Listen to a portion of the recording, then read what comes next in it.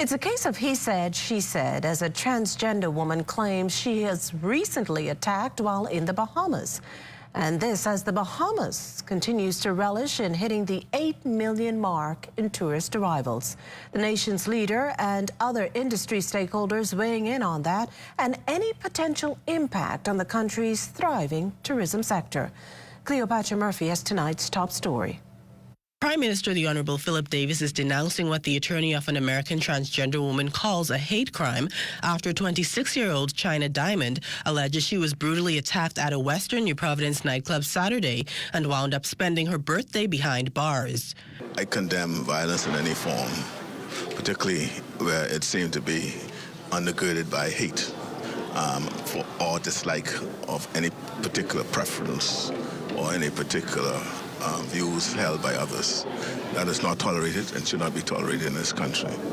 During a press conference Tuesday, the alleged victim's attorney Mark Simonet detailed that Diamond, while at a club, was approached by the owner who offered her a drink and suggested due to her looks, she would make a good bartender.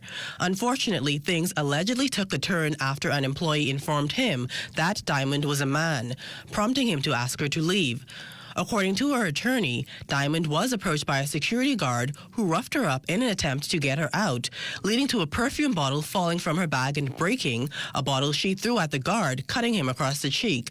At some point, she was attacked by 5 or 6 men who stomped, kicked, and punched her.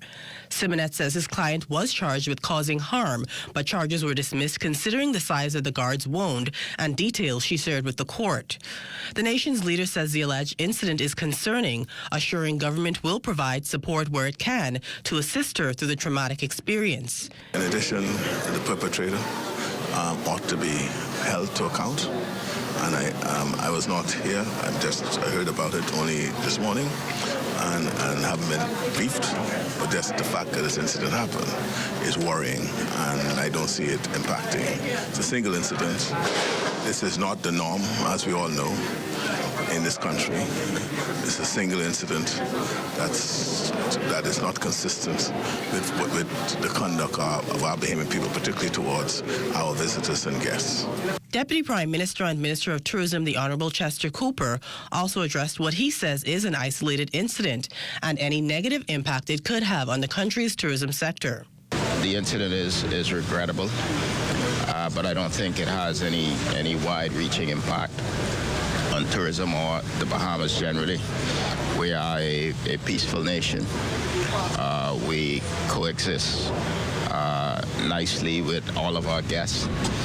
President of the Bahamas Hotel and Tourism Association, Robert Sands, also weighed in, noting despite the incident, most tourists leave the Bahamas satisfied. Let us not dwell on isolated instances that represent a minimum iota of something that's negative. Now, one occurrence is not good. Diamond's attorney says his client intends to sue the club following the incident. However, the club's owner on social media denied Diamond's account of what transpired, accusing her of being belligerent and aggressive, and says he too intends to take legal action.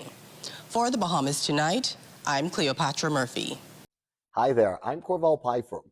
Thank you for watching our YouTube page. Be sure to like, comment, and subscribe for all things Z&S.